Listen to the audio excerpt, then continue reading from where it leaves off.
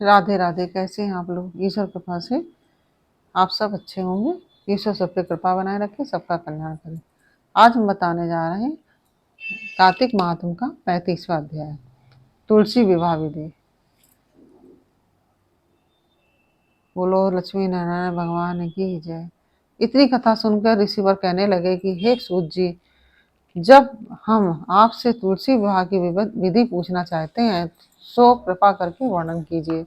ऋषिवरों का यह वाक्य सुनकर आनंद में मग्न हुए श्री सूत जी कहने लगे कि हे मुनीश्वरों, आप अब मैं आपके सामने तुलसी जी के विवाह की विधि का वर्णन करता हूँ, इसलिए आप सावधान होकर सुनने का कष्ट करें। जब उत्तरायण रवि हो, गुरु शुक्र का उदय हो, विवाह के नक्षत्र हो और विशेषकर पूर्णिमा हो अथवा कार्तिक का महीना हो, वह भीष्म पंचक हो, तब तुलसी वन में वह अपने घर में सुंदर मंडप और उत्तम हवन कुंड के सहित मनोहर वेदी की रचना करता हुआ ऋत्विज ब्राह्मणों को, जो विद्वान और राग द्वेष आदि से रहित हैं, निमंत्रित करें और गृह यज्ञ आरंभ करता हुआ मातृकाओं की पूजा करें। हे मुनीश्वरों, ऋतुजों के उपस्थित हो जाने पर पहले नंदी मुख श्राद्ध करें। तत्पश्चात भगवान शालिग्राम बनाकर उनका विधि विधान से पूजन सामग्री से पूजा करें। बांदी की तुलसी को उनको समर्पण करें। बांदी की तुलसी के समर्पण करें। इस प्रकार विवाह विधि से तुलसी जी का पारिग्रहण करने के बाद विधि पूर्वक होम करें। इसके बाद सपत्नीक यजमान, भाई बंधु और सेवकों के साथ चारों ऋतुजों के सहित विष्णु भगवान की प्रेम प्रदक्षिणा करता हुआ शांति पाठ और मंगल गान के साथ साथ आदि बाजे भी बजवाने चाहिए। यदि हे मुनीश्वरों, ऐसा हो जाने के बाद यजमान को गौदान और शया दान करना चाहिए। ऋतुजों को दक्षिणा देकर विप्र भोज और जाति भोज करना चाहिए। यह सुनकर सूत जी कहने लगे कि हे मुनीश्वरों, इस प्रकार जो मनुष्य श्रद्धा भक्ति युक्त होकर सत्य, शांति और संतोष को धारण करता है, विष्णु भगवान को तुलसी दल समर्पण करता है, वह समस्त पापों से रहित होकर संसार के सुखों को प्राप्त करता हुआ अंत में विष्णु लोक को प्राप्त होता है। इसमें संशय नहीं है। हे मुनीश्वरों, जिस प्रकार से तुलसी जी के विवाह की विधि बताई गई है, उसी प्रकार आंवला, समी और पीपल के विवाह की भी विधि समझनी चाहिए।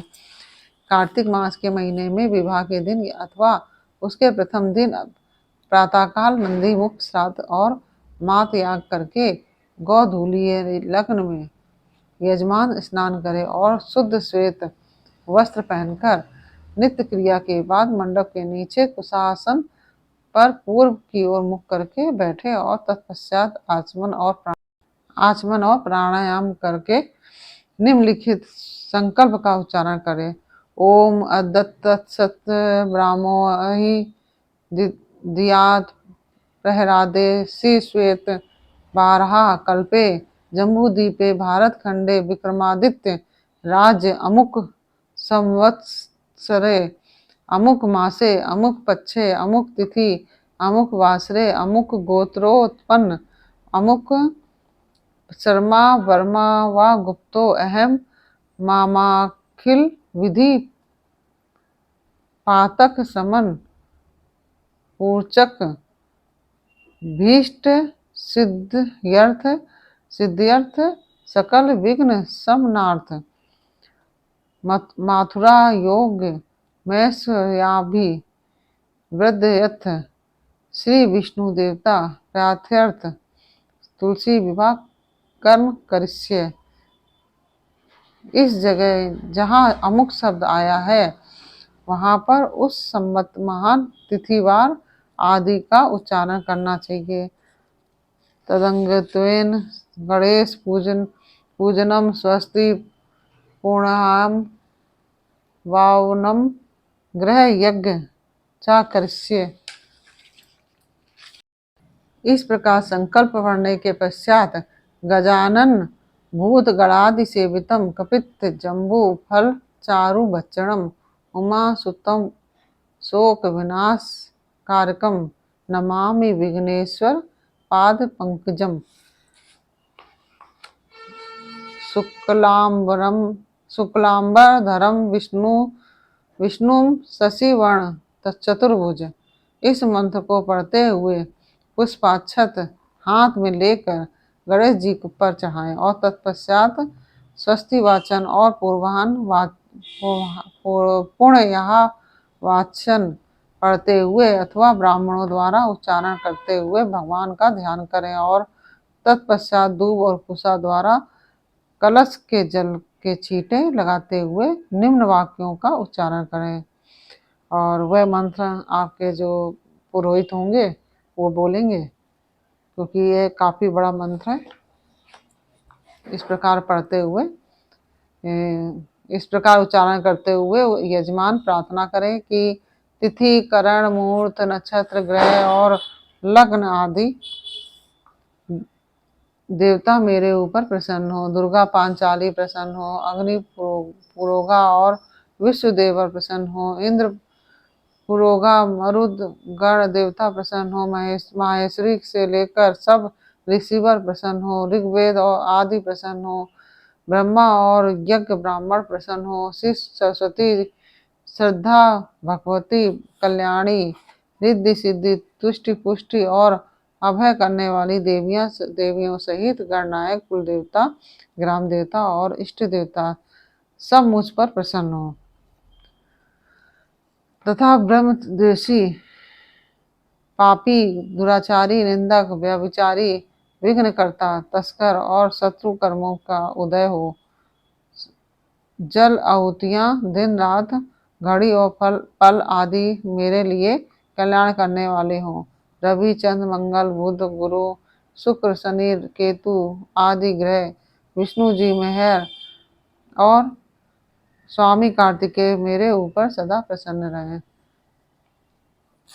इस प्रकार उच्चारण करने के बाद श्रद्धा भक्ति से युक्त होकर यजमान ऋत्विज ब्राह्मणों का वर्णन करे, अर्थात उनके तिलक और मौली बंधन करे। ऐसा करने पर ब्राह्मण लोग स्वास्तिक वाचन व पूर्ण वाचन पढ़ने के बाद यजमान की रक्षा के लिए मंत्र पढ़े और वह मंत्र आदि पढ़ने के बाद इत्यादि मंत्रों का उच्चारण करते हुए यजमान के चारों ओर अक्षत छोड़े। इस तरह करने के बाद आचार्य जल का स्पर्श करके ओम येन राजा वजीबंदो दानवेंतो महावदा तेनत्वाम प्रति विघ्नानि रक्षो मांगल माचला। इस मंत्र से यजमान के मौली बांधे और बाद में आदित्य व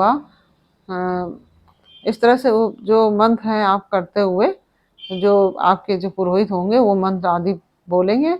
उपर्युक्त मंत्र जो से तिलक करें, जो पुरोहित अब मंत्र बोले उससे तिलक पर करें और इस प्रकार यजमान के रक्षा सूत्र बांधने के बंधन के बाद तिलक हो जाने के बाद आप जो नौग्रा मंत्र है उसको पढ़ें और फिर साधक को यह मंत्र पढ़ते हुए नौग्रा मंत्र पढ़ते हुए सूर्य आदि ग्रहों का आह्वान और पूजन करें और तत्पश्चात जो वरुण आदि देवता हैं, जो और भी जो देवता हैं, जो आपके जो पुरोहित होंगे वो सब आपको मंत्र द्वारा करा देंगे। और इस तरह मंत्र बोलते हुए उपर्युक्त मंत्र का उच्चारण करते हुए पंच पल्लव और सुपारी आदि सुपारी आदि का सामग्री से कलश की स्थापना करें। जो पंच पल्लव जो होते हैं ना, आम के पत्ते इत्यादि से और सुपारी आदि से कलश की स्थापना करें और पूजन करते हुए निम्नलिखित मंत्रों का से कलश प्रार्थना कराएं। और कलश रखने के लिए आप मंत्रों आदि को बोलकर उसकी प्रार्थना करें। अगर नहीं भी आता है मंत्र तो कोई बात नहीं, आप गणेश जी का नाम लेते हुए इस तरह से आप साधारण तरीके से नाम लेते हुए कलश की स्थापना करें। और मंत्रों से कलश की प्रार्थना कराने के बाद आचार्य जी तुलसी जी के जो बिरवा है, मतलब जो पौधा है पर मंडप करके विवाहिता विधि अनुसार वेदी बनावे और तत्पश्चात सर्वतोभद्र मंडल पर स्वर्ण के भगवान शालिग्राम, सूर और चांदी की तुलसी की अग्नि के उदर की ओर स्थापना करें।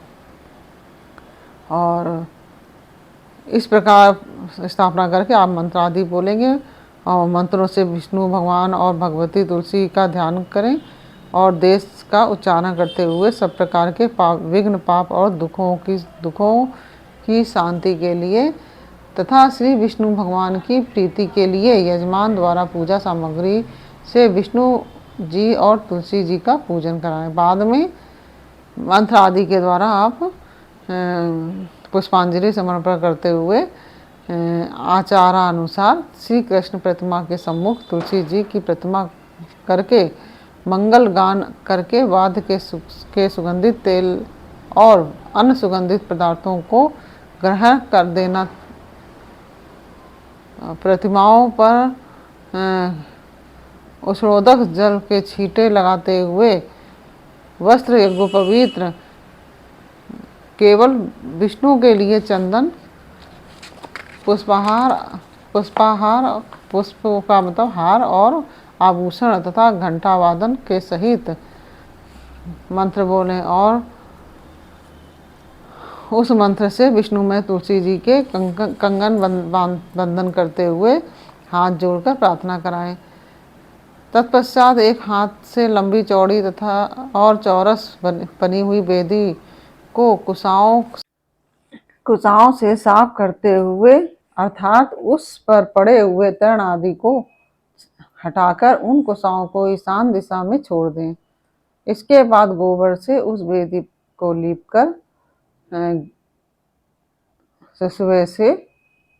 स्त्रुवे से घी होमने वाले पात्र से उस पर उत्तराक्षर 3 लकीरें खींचते हुए उससे अनामिका अंगूठे द्वारा थोड़ी सी मिट्टी लेकर इसे फेंक दें और तत्पश्चात वेदी पर जल के छींटे लगाकर दूसरे कांसी के पात्र से काढ़े हुए कांसे के पात्र में अग्नि मंगावे और इसके बाद ओम अग्निदूत पुरोदवे हव्यवाह मुप मुत्वे देवा आशा दयादि है उपर्युक्त मंत्र से प्रार्थना करते समय उसकी अग्नि की रक्षा के निमित्त कुछ समिधा वेदी पर जल के छींटे लगा दें। इस तरह अग्नि का पूजन स्थापन हो जाने के बाद आचार्य यजमान के हाथों से आद्य पात्र दिलाकर ओम पाद कृष्णो नमः इस मंत्र का उच्चारण करता हुआ विष्णु भगवान के पैरों को धुलवा दे और बाद में दूध अक्षत पुण्य और चंदन आदि से युक्त अर्धपात्राम द्वारा ओम अर्धो विष्णु नमः इस पात्र से अगख ओम आश्वनियामा चस नियमा मचम निय विष्णुवे नमः इस मंत्र से विष्णु भगवान को आगमनीय दिलवा दें। बाद में कांसे के पात्र में दही मधु और घी मिलाकर कांसी के पात्र से ढकता हुआ उसे यजमान के हाथ में देवे और ओम मधुपर का ऐसा उच्चारण करके मधुपरक ग्रहणातात्वम वासुदेव नमोस्तुते इस मंत्र से भगवान को मधुहरक समर्पण करते हुए पुनः आचमन करा दें। इस तरह भगवान का पादादि समर्पण कराने के बाद आचार्य यजमान का आचमन और प्रणाम करके कहे और तत्पश्चात मंत्र इत्यादि बोलते हुए संकल्प पढ़ते हुए यजमान से भगवान तुलसी का ब्याह कराने को कहे और स्वयं निम्नलिखित मंत्रों का उच्चारण करे, जो कि आपके पुरोहित साहब बोल देंगे। और उस मंत्र से भगवती तुलसी का ध्यान करते हुए आचार पूजा सामग्री से यजमान द्वारा तुलसी जी का पूजन और पूजन करें। और वह मंत्र और प्रार्थना आपके पुरोहित साहब बोल देंगे। इस प्रकार यथाशक्ति पूजन करने के बाद तुलसी प्रतिमा के सम्मुख विष्णु भगवान की प्रतिमा स्थापित करें। तत्पश्चात मंत्र में मध्य में अंतः पठ करते हुए निम्नलिखित मंगलाष्टक पढ़े, जो कि आपके पुरोहित साहब पढ़ देंगे।